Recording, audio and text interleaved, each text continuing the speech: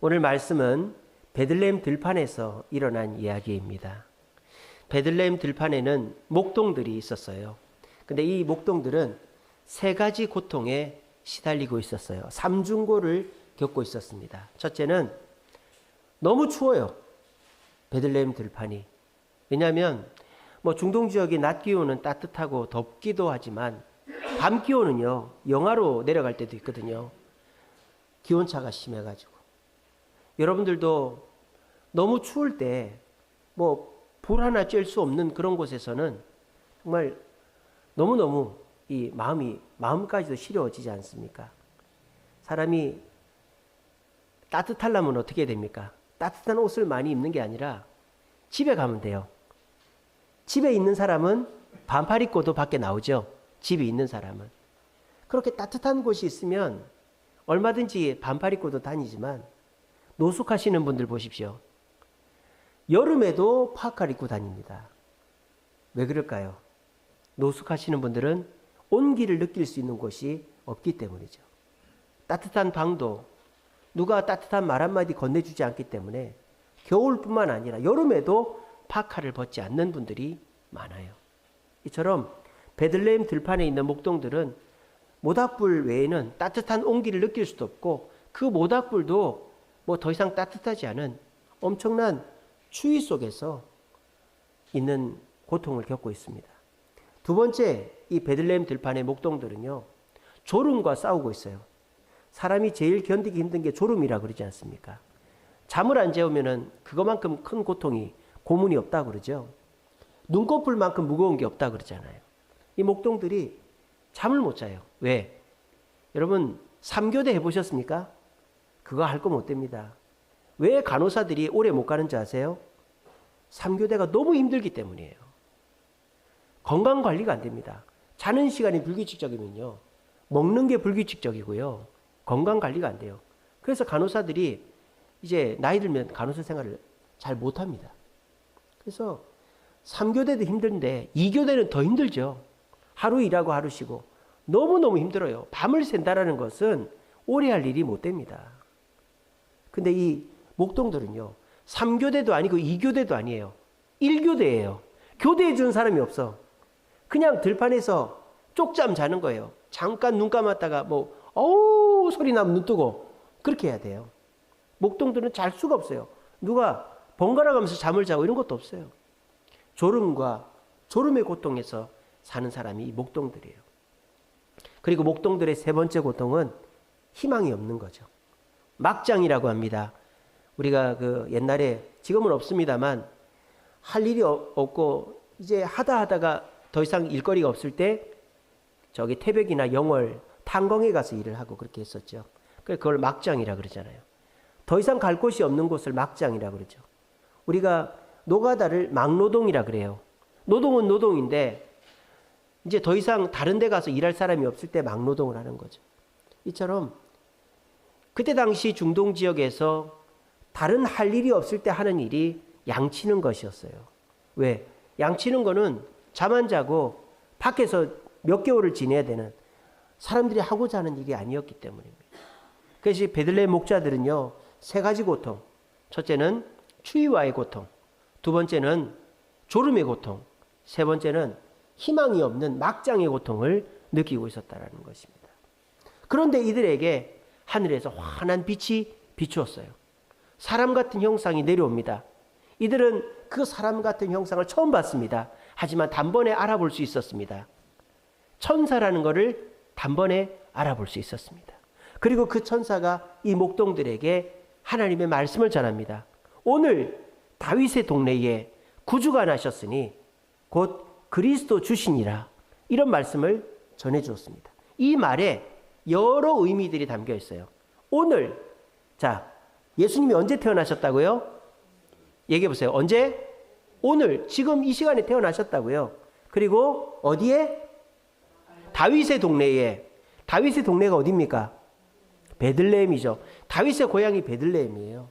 베들레헴에 지금 목자들이 오늘 다윗의 동네에 있을 때 거기 우리 동네인데 이렇게 되는 거죠. 너희를 위하여. 누구를 위하여? 목자들을 위하여. 누가? 구주가 나셨다. 구주는 뭐예요? 구원자. 너희들을 이 삼중의 고통, 들판에 양치는 이 삼중의 고통에서 건져줄 그 구세주가 나셨다라는 거예요. 근데 그분은 누구다? 그리스도 주시니라 이렇게 했어요. 그리스도 주시니라. 그리스도라는 말을 들었을 때 이 목동들의 마음에는 희망이 온기처럼 퍼져나가기 시작했어요. 왠줄 아세요? 그리스도라는 단어는 헬라어입니다. 그리스 말 헬라어입니다. 근데 이 그리스도라는 말을 히브리어 유대인들의 말로 바꾸면 뭔지 아세요? 메시아입니다. 메시아. 그러니까 그리스도가 나셨다라는 말을 들었을 때 모든 유대인들이 기다리는 그 메시아로 알아들은 거예요. 그래서 지금 이 목동들이 느끼는 추위의 고통, 졸음의 고통, 희망이 없는 막장의 고통을 해결해 줄 수 있는 메시아가 우리 동네에 태어났다니까 얼마나 기쁘겠습니까? 그래서 이 목동들이 자기들이 지켜야만 하는 그 양을 버려두고 그 밤에 동네로 뛰어가는데 신기한 집을 발견한 거예요. 집 위에 큰 별이 너무 밝게 비추고 있는 거예요. 그래서 그 집을 가보니까 집이 아니라 마구간인 거예요. 마구간 문을 열고 들어가 보니까 아기가 하나 태어났는데 그분이 예수님인 걸 단번에 알 수가 있었습니다. 그래서 예수님의 나심을 제일 먼저 경배한 사람은 왕도 아니고 귀족도 아니고 율법사도 아니고 목동들이었다. 왜? 그들이 그 예수님으로부터 희망을 발견했기 때문입니다. 오늘을 살아가는 저와 여러분들도 삼중의 고통을 겪고 있습니다. 오늘날 그 들판의 목자들이 온기를, 따뜻함을 느낄 수 없었듯이 오늘날 저와 여러분들도 따뜻함을 느낄 수가 없어요. 아, 목사님 여기 히터 틀어놓고 옷 따뜻하게 입었는데요. 우리 몸이야 따뜻하죠. 우리 마음이 춥다 이 말이에요. 우리 마음이 힘들어요. 누구 하나 괜찮아 물어보는 사람이 없어요. 누구 하나 잘 될 거야 위로해 주는 사람이 없어요. 왜? 모두가 힘들거든요. 모두의 입에서 힘들다, 어렵다, 죽겠다, 네 탓이다, 내 탓이다. 그런 말만 나오니까 사람이 어디 가서 위로받고 따뜻함을 느낄 수 있는 것이 없어요. 오늘날 사람들은 내가 위로받을 것이 없어요. 목자들처럼. 두 번째, 오늘날 저와 여러분들은 보상을 제대로 받을 수가 없어요. 죽으라고 일은 하죠. 여기서 게으른 사람이 누가 있습니까? 모두가 열심히 일을 하십니다. 직원도 내보내고 온 식구들이 달라붙어서 인건비 따먹게 하고 있는 거죠. 인건비. 그냥 직원 두면 돈 나가니까 차라리 내가 잠 안 자고 일을 해서라도 돈을 벌어야 되겠다. 인건비 따먹게 하려고 해도 돈이 안 벌리는 거예요. 어제 저희 다은이가 인하대학교 논술 시험을 봤습니다. 그래서 이제 7시에 출발을 했는데 시험을 다 끝나고 이제 밥을 먹으러 갔어요. 우리 성도님들이 맛있는 거 사주라 그래가지고 그거로 명륜 진사갈비라고 갔습니다. 어마어마하게 크더라고요. 인천에 있는데 주안점입니다. 근데 한 150석 돼 보이더라고요. 한 30명 앉아 있는 거예요. 그러니까 그래가지고 이건 장사가 안 돼요. 주말 점심 장사인데 그렇게 해가지고 어떻게 장사가 되겠어요. 명륜 진사갈비는 자리가 가득 차야 돈이 그러니까 똔똔이가 될까 말까 하는 식당인데 그 점심시간 12시 1시에 30명, 150명 중에 30명 들어가 있는 거예요. 아, 정말 걱정이 되더라고요. 이래가지고 이 가게가 얼마나 버티겠나. 그 여러분들도 지금 버티다 힘이 들잖아요. 열심히 일 하는데 벌리는 건 없고 손에 잡히는 건 없고 그러니까 너무 힘이 드시죠. 또 우리가 느끼는 고난이 뭡니까? 앞으로 잘 된다는 보장이 없잖아요. 앞으로 경기가 좋아지고 물가가 내려가고 앞으로 뭐 좋아질 거라는 보장이 없어요. 그러니까 2025년도가 안 왔으면 좋겠어. 눈 감고 새날이 안 왔으면 좋겠어요.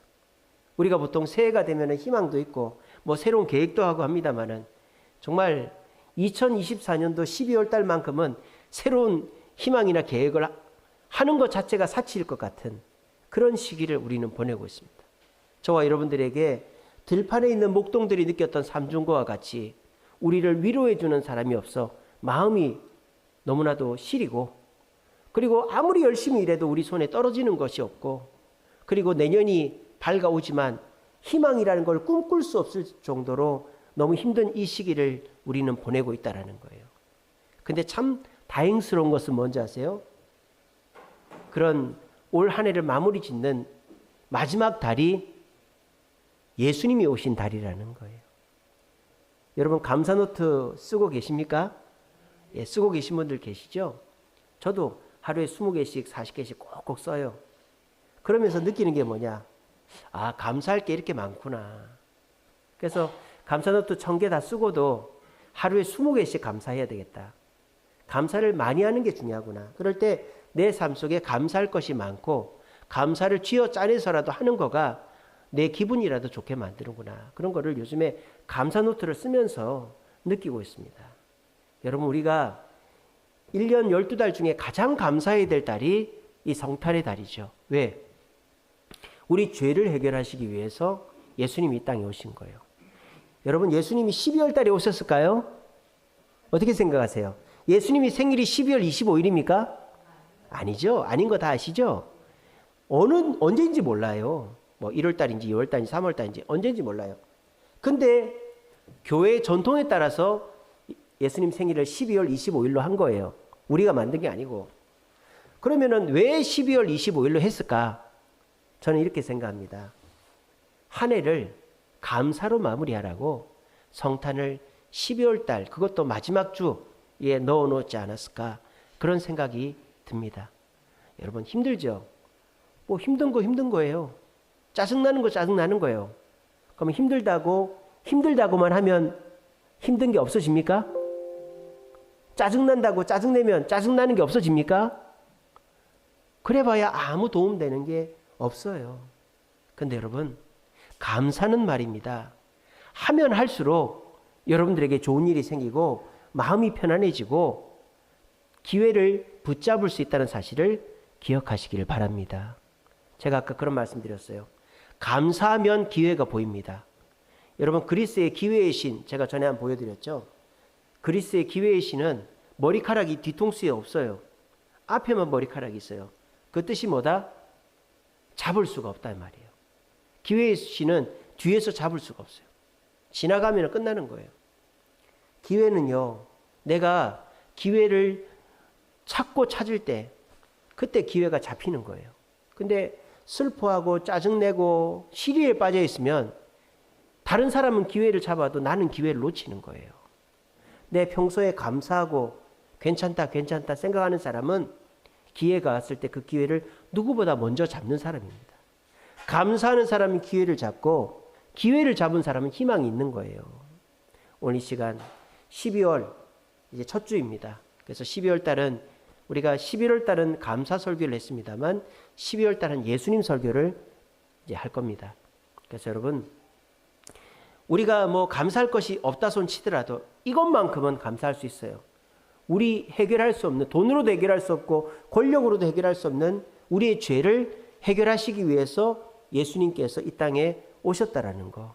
그 사실을 우리가 기억하고 그 예수님께서 이 땅에 오셔서 우리에게 따뜻한 위로를 주시고 적절한 보상을 주시고 우리에게 희망을 주신다는 걸 기억하며 이 성탄의 달 12월에 감사하심으로 주님이 주시는 위로와 보상과 희망을 그 기회를 붙잡을 수 있는 오늘 이 자리에 계신 모든 성도님들 되시기를 간절히 바랍니다.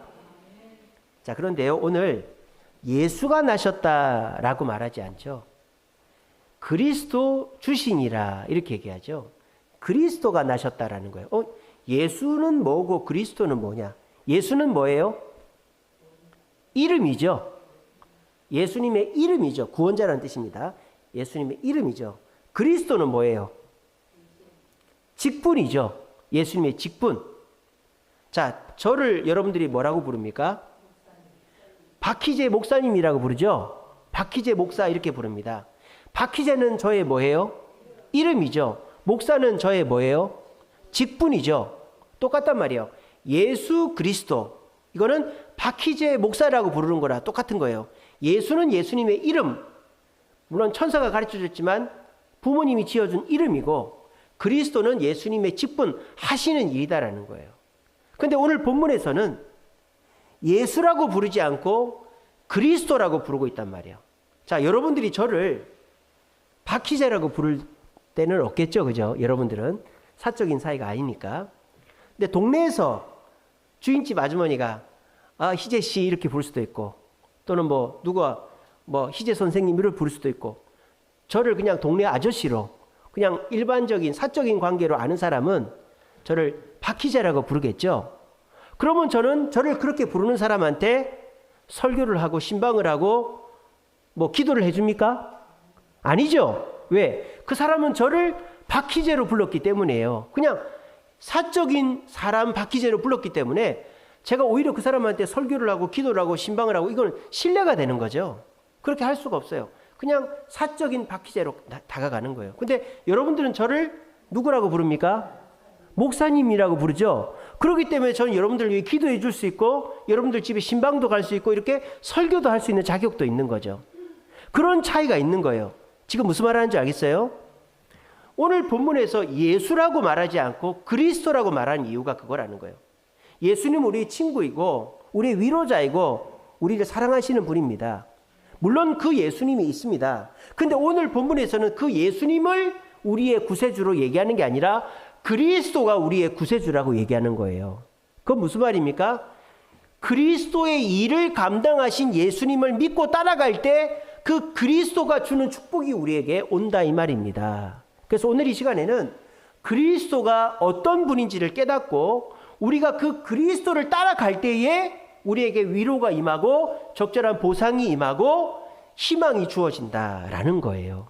아니 목사님, 예수 믿는 거하고 그리스도를 따라가는 게 뭐가 다릅니까? 다릅니다. 오늘 설교를 끝까지 들어보세요. 예수 믿는다라는 것과 교회 다니는 것과 그리스도를 따르는 것은 엄연히 달라요. 오늘 설교를 끝까지 들어보시고 나는 예수를 따르는 나는 그냥 교회 다니는 교인인가 아니면 나는 그리스도를 따르는 그리스도인인가를 곰곰이 생각해 보시고 교인에서 그리스도인이 될 수 있는 저와 여러분들 되시기를 간절히 바랍니다. 자, 그러면 그리스도가 뭔가 아까 말씀드렸죠. 예수 그리스도. 예수는 이름이고 그리스도는 직분이라 그랬죠. 박희재 목사처럼. 그러면 그리스도라는 직분은 뜻이 뭐냐? 기름 부음을 받은 자다 이런 뜻이죠. 기름을 부었다라는 말이 뭡니까? 특별한 직분을 세웠다 이 말이에요. 특별한 직분을 세웠다.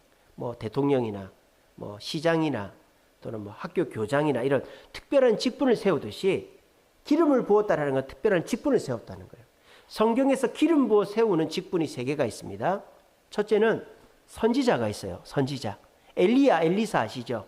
하나님 말씀을 전하는 선지자는 기름 부어서 세웁니다. 기름 부어 세우는 두 번째는 제사장이 있습니다. 여러분 사무엘 아시죠? 사무엘 제사장이죠. 아론 아시죠? 아론 제사장이죠.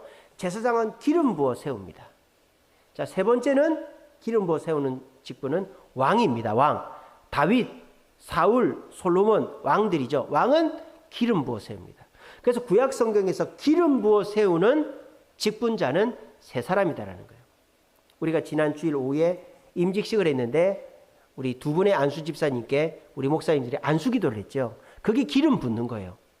그래서 같은 서리 집사가 아니라 안수 받아서 항존직이 되는 집사를 안수 집사라고 그러는 거예요. 그런 것처럼 기름 부어 세우는 직분이 선지자, 제사장, 왕이 있는 것입니다.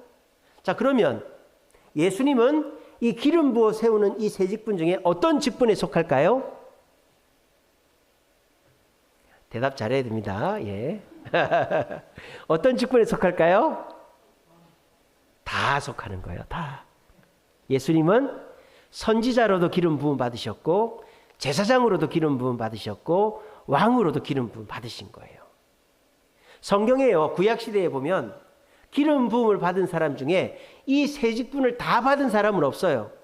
2직분을 받은 사람은 있어요. 예를 들자면 사무엘은 제사장이면서 선지자였어요. 다윗은 제사장이면서 왕이었죠. 다윗이 왜 제사장입니까? 법궤를 가지고 올 때 제사장의 옷을 입고 갖고 왔어요. 그래서 그렇게 2개의 직분을 맡은 사람은 간혹 있지만 3개의 직분을 다 맡으신 분은 오직 예수님밖에 없습니다. 그래서 예수님은 선지자이시고 제사장이시고 왕이시다라는 겁니다. 자, 그러면 좀 더 구체적으로 어떤 선지자, 어떤 제사장, 어떤 왕이냐? 선지자가 뭐 하는 사람이라고요? 하나님의 말씀을 받아서 전달하는 사람이 선지자예요. 쉽게 말하면 직통 계시를 하는 사람이 선지자라는 거예요. 자, 오늘날 직통 계시하는 사람 있습니까? 없습니까? 내가 하나님 말씀을 직접 받아서 전한다. 이러면 이단입니다. 사입입니다. 그런 사람은 믿지 마세요. 오늘날은 하나님의 직통 계시는 없어요. 왜? 하나님의 계시는 성경으로 완결되었기 때문입니다. 성경 외에 하나님의 계시는 없습니다. 그런 얘기하는 사람, 그런 교회는 가지 마세요. 그래서 오늘날은 선지자가 없어요. 근데 예수님은 하나님의 직통 계시를 받아서 말씀을 전달한 선지자죠. 그게 어디 나옵니까? 신약 성경에 나오잖아요. 마태복음에 보면 산상보훈이라고 있죠. 거기 보면 예수님이 하나님 말씀을 받아서 전달하잖아요. 어떤 내용이 있습니까? 너희는 빛과 소금이다. 너희는 구별되게 살고 너희들의 사명을 다해야 된다. 하나님 말씀을 예수님이 받아 전달한 거죠. 세 가지 예수님 하지 말라고 그랬죠. 첫째는 화내지 마라. 둘째는 간음하지 마라. 내 아내 외에 다른 여자 쳐다보지 마라. 셋째는 함부로 맹세하지 마라. 함부로 약속하고 약속 어기지 마라. 이 세 가지 하나님 말씀을 전해주셨어요. 또 두 가지 말씀을 또 해주셨습니다. 약자를 보호해라. 그리고 원수를 사랑해라. 이런 것들이 산상보훈에 나오는 예수님이 하나님 말씀을 직통으로 받아서 우리에게 계시해 주신 선지자의 역할을 예수님이 하셨습니다. 공생의 3년 동안. 예수님이 제사장의 일은 어떤 일입니까? 제사장은 무슨 일을 하죠? 남의 죄를 대신 용서해 주는 일을 하죠. 그런데 보통의 제사장들은 어떻게 합니까? 내가 죄가 있거나 감사를 해야 되거나 헌신을 해야 될 때 그 당사자가 제물을 갖고 오죠. 당사자가 양이나 소나 염소나 곡식을 갖고 와서 하나님께 감사도 하고 회개도 하고 헌신도 합니다. 그러면 제사장은 뭘 합니까? 그 양이나 염소에게 그 사람의 죄를 뒤집어 씌우는 거예요. 기도를 통해서. 그리고 그거를 잡아가지고 각을 떠서 피는 뿌리고 그 기름하고 고기는 태워서 하나님께 드리는 역할이 제사장의 역할이에요. 그 제사장은 다른 사람의 죄를 용서해 주는 역할을 합니다. 예수님도 우리의 죄를 용서하셨죠. 근데 보통의 제사장들은 제물이 있어야 되고 그 사람 한 사람밖에 용서를 못하죠. 근데 예수님은 어떻게 하셨습니까? 제물이 필요가 없죠. 예수님은 제물이 없어요. 왜 그럴까요? 예수님 자신이 제물이 되셨기 때문입니다. 여러분 이것을 믿으시기 바랍니다. 예수님은 누구를 위해서 제물이 되셨습니까? 나를 위해서 제물이 되신 거예요. 이거를 믿으시기 바랍니다. 예수님은요, 한 사람을 위해서 다른 제물을 갖고 제사하는 제사장이 아니라 그때 당시에 예수님을 믿는 사람, 또 아직 태어나지 않았지만 예수님을 믿을 모든 사람을 위해서 자기 몸을 제물로 해서 우리 죄를 용서해 주신 전무후무한 분이라는 거예요. 그런 제사장이 예수님이시다. 세 번째 예수님의 직분은 왕이라 그랬죠. 자, 왕의 직분은 어디서 감당하십니까? 예수님은 공생애 동안 왕이 아니었습니다. 예수님은 십자가 질 때 왕이 아니었습니다. 부활하시고 승천하셔서 지금 하늘나라에서 왕의 권세를 갖고 계시는 거죠. 예수님이 부활하시고 하나님 우편에 가실 때 어떻게 하십니까? 하늘과 땅의 권세를 예수님께 주신 거 아닙니까? 그죠? 원래의 권세를 다 회복시켜 주신 거 아닙니까? 그래서 예수님은 지금 하나님 보좌 우편에서 왕의 권세를 이제 발휘하고 계시는 거예요. 첫째는 세상을 섭리하고 다스리시는 왕으로, 둘째는 우리를 위해서 중보하시는, 우리를 중보기도해 주시는 왕으로, 셋째는 이 세상이 심판받을 때 심판의 재판관으로 오실 왕으로 일하고 계시다라는 거예요. 그래서 예수님이 그리스도라는 말은 세 가지 직분을 행하고 계시기 때문에 그리스도다. 첫째는 선지자로서 주님의 말씀을 직통으로 받아서 우리에게 전달해 주시는 예수님이시다. 둘째는 제사장으로 우리의 죄를 자신의 목숨을 바쳐서 앞으로 태어날 예수님을 믿을 사람들의 죄까지 다 용서해 주신 분이다. 셋째는 지금 하나님 보좌 우편에서 우리를 위하여 기도하시고 세상을 다스리시고 심판자로 오실 분이시다라는 거예요. 그래서 우리 예수님은 세 가지 직분을 가지신 그런 분이다라는 것입니다. 자, 그러면 우리는 어떤 사람입니까? 그런 선지자, 제사장, 왕 대신 그리스도를 어떻게 하는? 따르는 그리스도인이라는 거예요. 그리스도인. 우리는 교인이 되어서 교인에 머물러서 되는 게 아니라 그리스도인이 되어야 합니다. 교인과 그리스도인이 다릅니까? 다릅니다. 여러분, 성경에 그리스도인이란 말이 어디서 나옵니까? 사도행전에 보면 안디옥 교회 교인들이 처음으로 불린 말이 그리스도인이죠. 자, 예루살렘 교회 성도들 그리스도인이라고 부르지 않았어요. 그들은 하나님, 예수님 믿는 사람인데 그리스도인이라고 안 불렀어요. 그런데 예루살렘 교회에 있다가 박해를 피해서 흩어진 사람들 중에 안디옥 교회에 모인 사람들을 그리스도인이라고 동네 사람들이 불러준 거예요. 동네 사람들이. 왜 그렇게 불렀느냐?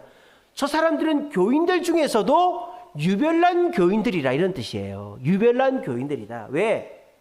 더 철저하게 예수님을 따르고 그리스도인답게 살고 복음을 전하는, 남들이 봐도 저 사람은 그리스도인이다 인정받는 사람이 안디옥 교회 성도들이었기 때문에 안디옥 교회 성도들은 그리스도인이라고 칭찬을 받은 거예요. 안디옥 교회는 다 그리스도인이었습니다. 모든 성도가 그리스도인이었습니다. 오늘날 교회에는 교인이 많을까요? 그리스도인이 많을까요? 안타깝게도 그리스도인이 많은 것 같아요. 아니, 교인이 많은 것 같아요. 교인이. 안타깝게도. 예수님 믿고 교회는 나오지만 그 예수님을 나의 친구로, 나의 위로자로 내 문제를 해결해 줄 분으로 생각하고 교회는 나오지만은 그 예수님이 그리스도 되시기 때문에 그리스도를 따라야 되겠다는 생각을 갖고 교회 나온 사람이 많지가 않다라는 것입니다. 보면 눈에 표가 나요. 내가 오고 싶을 때 오고, 오기 싫을 때 안 오고, 내가 하고 싶은 거 다 하고 남는 거 하나님께 드리고, 내가 기분 나쁘면 화도 내고, 내가 짜증나면은 뭐 안 해버리고, 그렇게 내 기분대로 하다가 내가 마음이 울적하고 힘들고 도움받을 일이 있으면 기도하고, 평소에는 기도하러 나오지도 않다가 내가 뭐 필요하면 기도하고, 이건 그리스도인이 아니죠. 교인인 것입니다. 물론 그런 분들도 교회 안 나오는 사람보다는 100배, 1000배, 만배 많습니다. 왜? 천국은 가니까, 지옥 가지 않으니까. 근데 여러분, 공부를 해도 이왕 공부할 거 열심히 해서 잘하면 좋잖아요.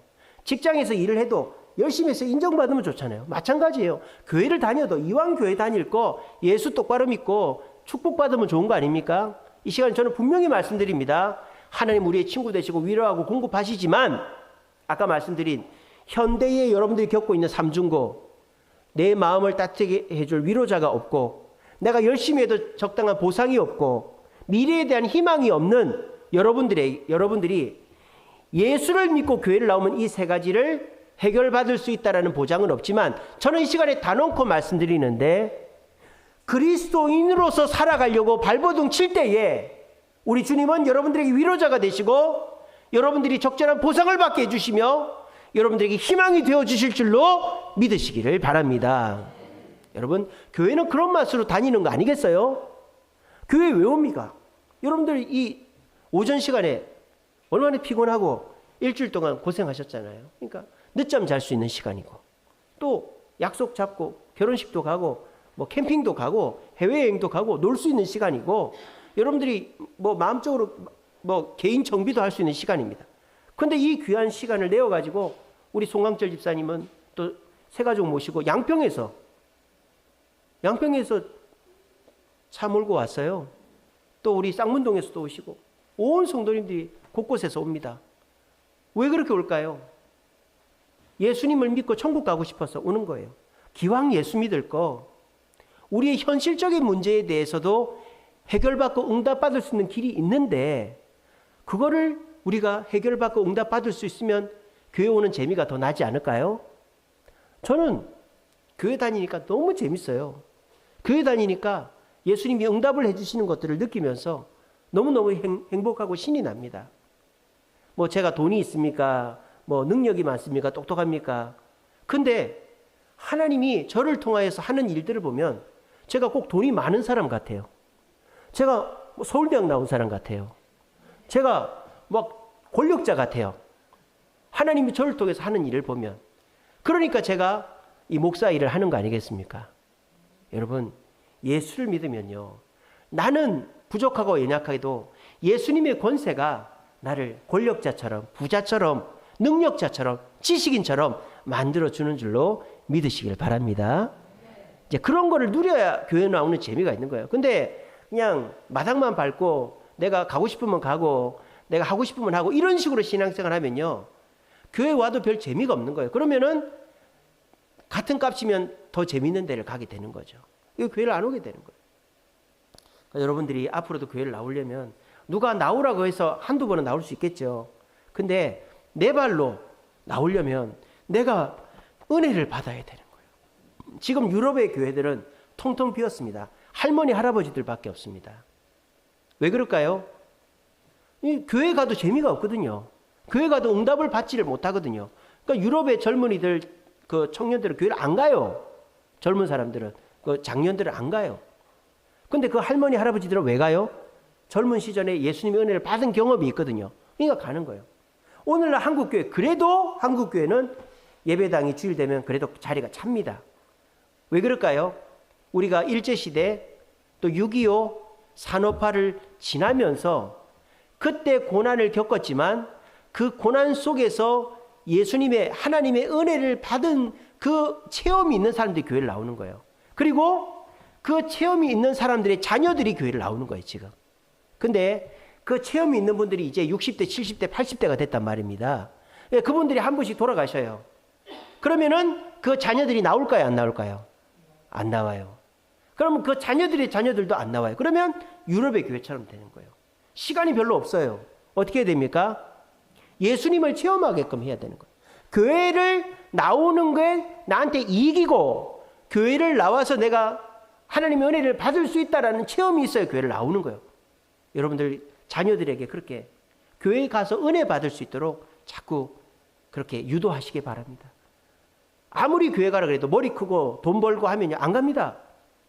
이제 뭐 부모한테 의지할 것도 없으면 안 옵니다.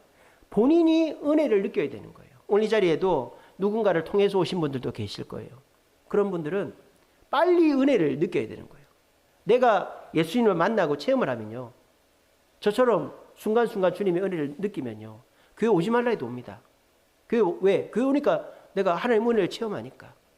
오늘 이 주세움교회에 모여있는 모든 성도들은 그냥 예수님을 친구쯤으로 생각하여 교인에 머무는 사람들이 아니라 모두가 그리스도인이 되어가지고 그리스도인으로서 주님의 은혜를 충만히 받아서 오지 말라 해도 교회에 올 수 있는 그런 능동적인 그리스도인들 되시기를 간절히 바랍니다. 자, 그러면 마지막으로 그리스도인이 뭐냐? 그리스도인이란 어떤 사람이냐? 그리스도를 따르는 사람이라 그랬죠. 그러니까 선지자인 예수님을 따르고 제사장인 예수님을 따르고 왕 되신 예수님을 따르면 우리는 그리스도인인 거예요.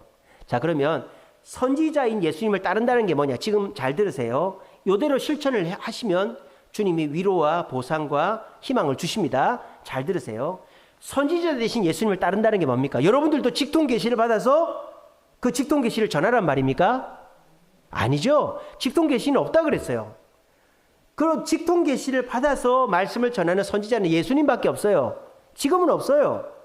그러니까 우리가 선지자 되신 예수님을 따른다는 게 뭡니까? 예수님께서 받아서 우리에게 주신 이 말씀을 우리의 삶으로 고백하고 우리의 입으로 증거하는 증거자의 삶을 살면 여러분이 그리스도인인 것입니다. 아시겠죠? 잘 기억하세요. 우리가 그리스도인이 된다는 것은 예수님이 우리에게 남겨주신 이 말씀을 삶으로 빛과 소금이 되라, 화내지 마라, 간음하지 마라, 맹세하지 마라, 약자를 보호하고 원수를 사랑해라, 이 예수님의 말씀을 내 삶으로 실천해서 가족들, 자녀들에게, 이웃들에게 보여주고 또 물어오는 사람에게 직접 입으로 증거하면서 전도하는 증거자가 되어질 때 여러분은 그리스도인이 되고 주님이 주시는 위로와 보상과 희망을 얻을 수 있는 거예요. 두 번째로 우리가 그리스도인으로서 제사장이 되려면 어떻게 되냐? 여러분들이 남의 죄를 용서할 수 있습니까? 우리는 죄를 용서할 수 없습니다. 천주교회는 어떻게 합니까? 내가 선행을 쌓으면 내 죄가 없어진다고 얘기해요. 내가 공로를 쌓아서 천국 갈 수 있다고 가르치는 게 천주교회 아닙니까? 우리 개신교회는 내가 착한 일을 어마어마하게 해도 천국 못 가요. 내 공로로 갈 수가 없어요. 우리 개신교회는. 그러니까 오늘 이 시대에 저와 여러분들은 착한 일 한다고 천국 가고 우리 죄를 용서받을 수가 없습니다. 그러면 우리가 어떻게 해야 됩니까? 우리가 제사장 대신 예수님을 따른다는 것은 우리가 그 용서를 실천할 수는 없어요. 근데 뭐 할 수는 있어요? 감사할 수는 있는 거예요. 나를 용서해 주셨음에 감사하는 거예요. 예수님 감사합니다. 감사합니다. 감사를 하면 우리가 제사장의 역할을 감당하는 거예요. 아시겠죠? 근데 목사님 우리가 용서도 해야 되잖아요. 그렇죠. 남의 죄를 나한테 지은 죄를 용서할 수 있어요? 없어요? 있죠. 그 사람이 나한테 해를 끼치면 그거 괜찮아 이렇게 하면 용서해 주는 거잖아요. 근데 그게 쉽지가 않죠. 어떻게 하면 됩니까? 감사하면 용서가 됩니다. 만약에 여러분들이 어디서 1억이 굴로 돌아왔어요. 1억을 유산을 받았어. 근데 누가 나한테 10만 원 빚져서 나 못 갚았는데 어떡하지? 그러면 그 10만 원 안 받아도 됩니까? 안 됩니까? 안 받아도 되죠. 그리고 용서가 되잖아요. 이게 뭐예요? 내가 감사할 것이 많으면 용서가 되는 거예요. 근데 내가 지금 밑바닥까지 떨어져 있는데 누가 나한테 소리 한번 지르면 짜증이 나는 거예요. 감사가 메마르면 용서가 안 됩니다. 오늘날 왜 용서가 안 됩니까? 사소한 것과 시비 걸린 이유가 뭡니까? 다들 감사할 게 없기 때문에, 짜증만 나 있기 때문에. 근데 우리가 예수님께서 내 죄를 용서했음에 감사하는 마음이 풍성하면요, 남이 뭐라 그래도 용서가 되는 거예요. 그래서 우리가 그리스도인으로 제사장을 대신 예수님을 따라간다는 말은 뭐냐? 예수님의 그 용서에 감사하고 나도 그 감사를 통하여 남을 용서하는 것이 제사장의 삶을 실천하는 거다. 세 번째로 왕 대신 예수님을 따라가는 게 뭘까요? 여러분들 왕입니까? 여러분들이 뭐 세상을 다스리고 남의 죄를 용서하고 뭐 은혜를 끼치고 할 수 있습니까? 우리는 왕이 아닙니다. 우리는 예수님의 왕 되심을 그대로 따라갈 수 없어요. 그러면 왕 대신 예수님을 따라간다는 말이 뭡니까? 우리가 예수님의 왕 대신 권세를 받아가지고 사탄 마귀를 물리치고 또 세상을 이기고 내 죄를 싸워 이긴다라는 뜻이에요. 그래서 여러분들이 왕 대신 예수님의 권세, 예수님 도와주세요 하면 술 먹고 싶을 때 술 안 먹게 되고 담배 피고 싶을 때 담배 끊게 되고 화나는데 화 안 나게 되고 예수님께서 우리를 도와주시는 거예요. 그렇게 되면 어떻게 될까요? 예수님의 권세로 죄와 싸워 사탄과 싸워 세상과 싸워 승리하게 되는 것입니다. 그러므로 우리가 그리스도인이 된다는 것은 무슨 말이냐? 예수님의 선지자직을 따라가면서 예수님이 주신 말씀을 삶으로 실천하고 입으로 증거하는 증거자가 되는 것이 그리스도입니다.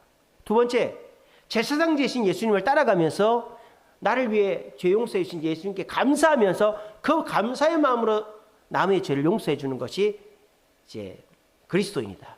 그리고 왕 대신 예수님을 따라가면서 그 왕의 권세를 받아서 우리도 사탄을 이기고 죄를 이기고 내 자신을 이기는 것이 그리스도인이라는 거예요. 그렇게 우리가 증거자, 감사자, 승리자가 되어질 때 예수님은 우리를 That's my boy, 저놈은 내 자식이야 이러면서 우리에게 위로를 주시고 보상을 주시고 희망을 주시는 거예요. 그래야 교회에 나올 재미가 있고 교회에 와서 만족이 누려지게 되는 것입니다. 오늘날 그런 성도들이 많지가 않아요. 그러니까 교인들 중에서 뭐 여러 명이 간증을 하는 거죠. 내가 이번 주에 이런 어려움이 있었는데 주님 말씀대로 살아서 주님이 이런 은혜를 주셨다. 이런 거를 느끼는 사람들이 막 은혜를 받은 사람들이 막 곳곳에서 나오면 나도 저렇게 해야지 저렇게 해야지 하는데 그런 사람들이 적고 다들 은혜를 못 누리니까 교회 가도 별 소용이 없네. 이렇게 돼버리면 우리가 교회는 즐거움이나 재미가 없다는 거예요. 전 여러분들에게 확실하게 말씀드릴 수 있습니다. 여러분, 예수 믿으면 복이 주어지고요. 예수 믿으면 분명히 다릅니다. 예수 믿으면요, 내가 예수 안 믿고 내 마음대로 할 때보다 훨씬 더 좋은 결과들이 딸려 나옵니다. 우리 사실을 굳게 믿으시고 내가 예수를 따라가는 교인이 되지 말고 선지자, 제사장, 왕 대신 그리스도를 따라가는 그리스도인 되심으로 목동들에게 주신 삼중의 은혜가 저와 여러분들에게도 있게 되기를 간절히 바랍니다.